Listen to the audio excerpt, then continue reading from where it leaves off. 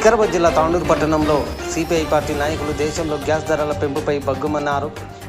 CPI party జిల్లా కార్యదర్శి విజయలక్ష్మి పండిట్ ఆధ్వర్యంలో పెంచిన గ్యాస్ ధరలను వెంటనే తగ్గించాలంటూ నేడు బస్టాండ్ అంబేద్కర్ కూడలి వద్ద పెద్ద ఎత్తున నిరసన చేపట్టారు. ఇరాన్లోని అమాయక ప్రజలను చంపుతూ అమెరికా, ఇజ్రాయెల్ దేశాలు యుద్ధం పేరుతో పైశాచిక ఆనందం పొందుతున్నారని ఆమె మండిపడ్డారు. అమాయక ప్రజల ప్రాణాలను బలిగొంటున్న యుద్ధాన్ని ఖండిస్తూ ఆమె మండిపడ్డారు.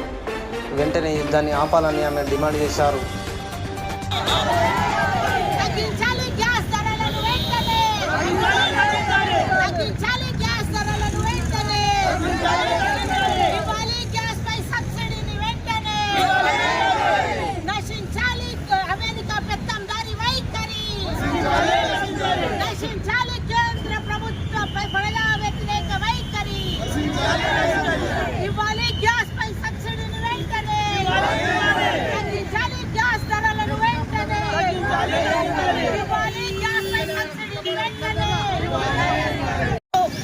సిపిఐ పార్టీ ఆధ్వర్యం లోపల వికారాబాద్ జిల్లా సమితి తాండూర్ నియోజకవర్గ సిపిఐ ఆధ్వర్యం లోపల ఈరోజు పెంచిన గ్యాస్ ధరలను తగ్గించాలని డిమాండ్ చేస్తూ గ్యాస్కి సబ్సిడీ ఇవ్వాలని చెప్పేసి, అదేవిధంగా యుద్ధాన్ని వెంటనే ఆపాలని చెప్పేసి భారతదేశం తన వైఖరిని, అమెరికా పట్ల తన వైఖరిని స్పష్టం చేసి యుద్ధాన్ని ఆపేయడానికి ప్రయత్నించాలని చెప్పేసి డిమాండ్ చేస్తూ ఈ నిరసన కార్యక్రమం చేస్తున్నాం. ఎందుకంటే ఈరోజు యుద్ధ ప్రభావం మనం ఏమనుకుంటున్నాం, యుద్ధం చేయడంతో మా భారతదేశానికి ఏమవుతుంది, అక్కడక్కడ వాళ్ళే చంపుకుంటున్నారని కాదు. అమెరికా ఏదైతే యుద్ధం ఉన్నదో, ఇజ్రాయెల్ అనే దేశం రాక్షస దేశం, వాడు రక్త పిపాసి, ఆ దేశం అధ్యక్షుడు రక్త పిపాసి, ఆయన అమెరికాను ఉసిగొల్పి ఇంతకుముందు కూడా పాలస్తీనా మీద యుద్ధం చేసి ఎంతో వేల సంఖ్య లోపల జనాలను పొట్టను పెట్టుకున్నాడు. ఇప్పుడు ఇరాన్ మీద యుద్ధం ప్రకటించడం వల్ల అమాయకమైన అమ్మాయిలు చదువుకునే స్కూల్ లోపల 128 మంది పోయిన నెల 28వ తారీఖున బాంబులు వాళ్ళ మీద వేసేస్తే అమాయకమైన విద్యార్థులు, టీచర్లు చనిపోవడం జరిగింది. 125 మంది టీచర్లు పిల్లలు చనిపోవడం జరిగింది. అంతేకాకుండా 1900 మంది చనిపోయి 20,000 మంది గాయాల పాలైండ్రు.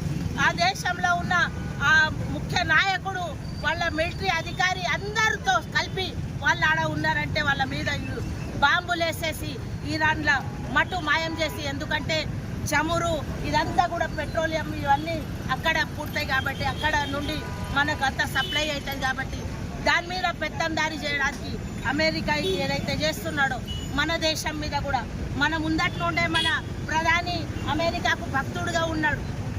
మనం అసలు ఎంత దురదృష్టకరం అంటే, అలీనోద్యమం మన దేశం మొదలుపెట్టిందంటే అన్ని చిన్న దేశాలను అన్నీ కలుపుకొని నాయకత్వం వహించిన దేశం మనది.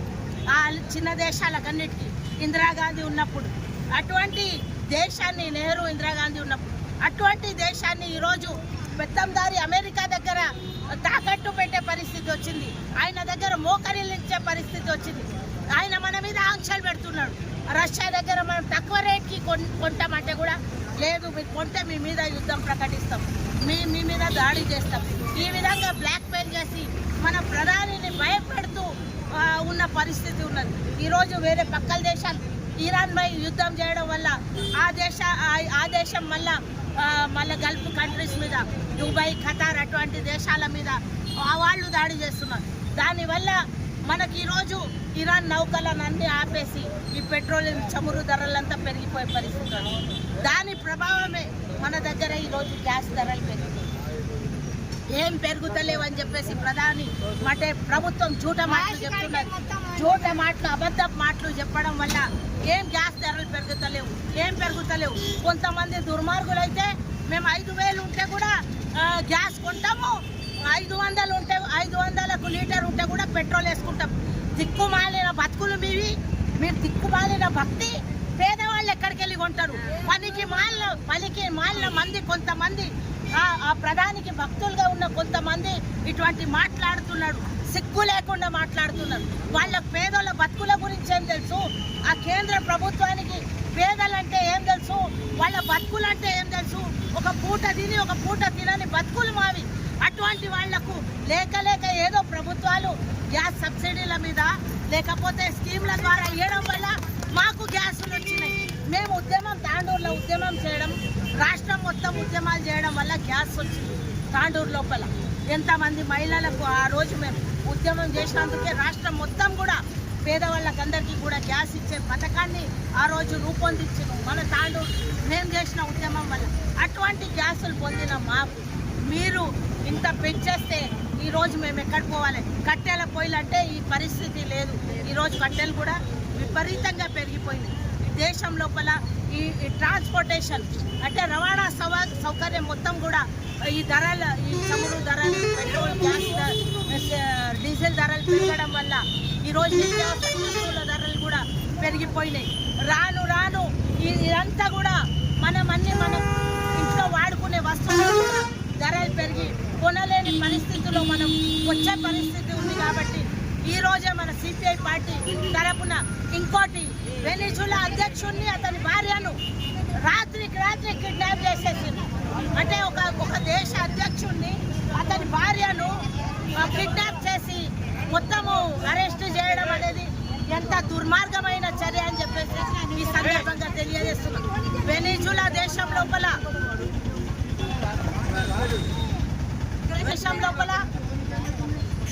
మంచి ఖనిజాలు వస్తాయి, లేకపోతే అక్కడ చమురు, ఇటువంటి దేశాలన్నిటి మీద కూడా వాళ్ళు ఆ దేశాలన్నిటి మీద కూడా పెత్తనం చేయడానికి అమెరికా ఆ దేశాలను మొత్తం కూడా తన దేశంగా తన రాష్ట్రంగా ప్రకటించుకుంటున్నది. అంటే ఈ దేశం మా దేశంలో రాష్ట్రం అని చెప్పేసి ప్రకటించుకుంటున్నారు. వెనిజులా అయితే ఏమి, ఇంకా ఇటువంటి దేశాలన్నింటినీ కూడా మన గ్రీన్లాండ్ని కూడా ఆడ మంచి ఖనిజాలు ఉన్నాయి. అటువంటి ఖనిజాలను ఆ దేశం లోపల ఖనిజాలు ఉన్నాయని చెప్పేసి దాన్ని కూడా అంటే ఈ విధంగా ఏ దేశం లోపల అయితే అన్ని వాళ్ళ పనికి వచ్చేటివి ఏమైనా ఇంపార్టెంట్ ఉన్నాయి, లేకపోతే వాటికి వాల్యూ ఉన్నాయి ఖనిజాలు ఉంటాయి, పెట్రోలియం, చమురు, అటువంటి వాటి మీద అంతా కూడా పెత్తనం చేసేసి అవన్నీ రాష్ట్రాలుగా మార్చేసి అంటే అమెరికా ఏదైతే దేశం లోపల అన్ని దేశాల మీద ఏవైతే దాడులు చేస్తున్నారో దాన్ని ఆపాలని చెప్పేసి బుద్ధి లేకుండా మనకు రష్యాతోటి స్నేహ సంబంధాలు ఉండి పాకిస్తాన్ మన మీద యుద్ధం చేసినప్పుడు మనకు అన్ని విధాలుగా అనుకూలంగా ఉన్న రష్యా మనకు ఆయుధాలు అవన్నీ కూడా ఇవ్వడం లోపల మనకు అంత మద్దతు ఇచ్చిన రష్యాతోటి మనము మన ముడిసరు ఈ చమురు ఆపేయాలి, తీసుకోవడం కొనుగోళ్ళు ఆపేయాలంటే మన నిస్సిగ్గుగా మన ప్రధాని భయపడి ఆపేయడం జరిగింది.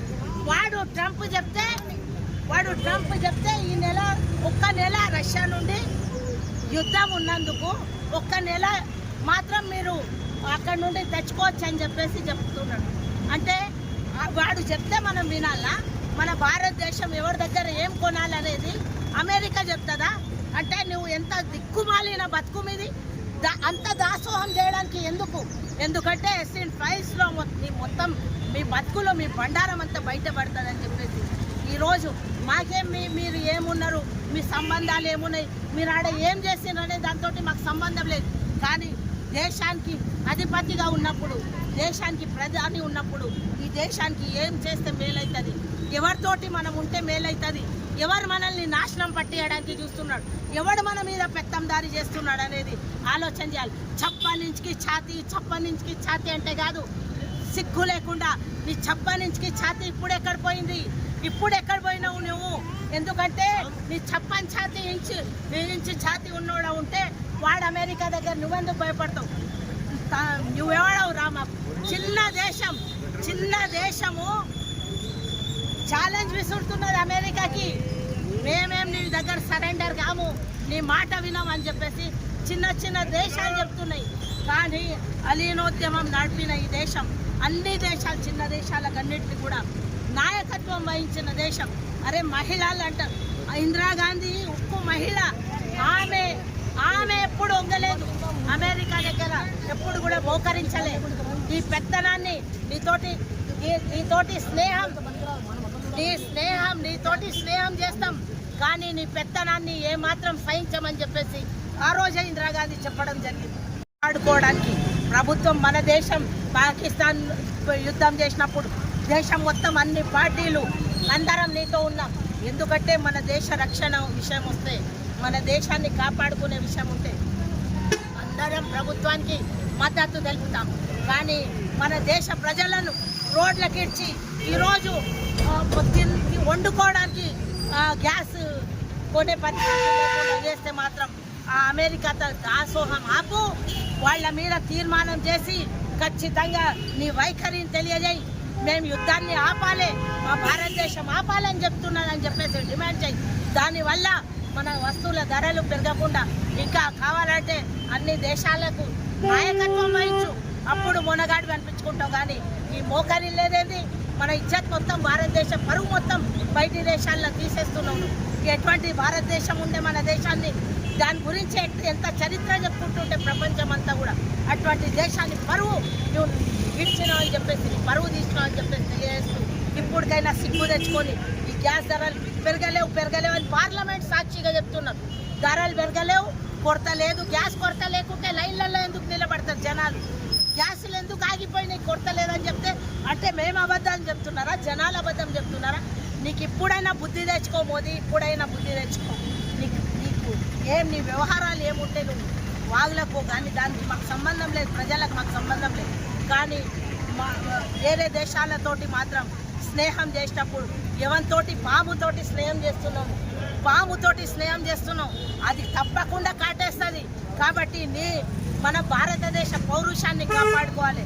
మనమందరం కూడా ఇంకా చైతన్యవంతులై మన ధరలు పెరిగినప్పుడు, మన గ్యాస్ ధరలు పెరిగినా, నిత్యావసర వస్తువుల ధర పెరిగినా, ప్రజలకు ఇబ్బంది జరిగిన ఏ అంశం ఉన్నా కూడా తప్పకుండా సిపిఐ తన వైఖరిని ఇదే విధంగా నిరసనల ద్వారా తెలియజేస్తాం. ఇంకా కావాలంటే దీన్ని తీవ్రతరం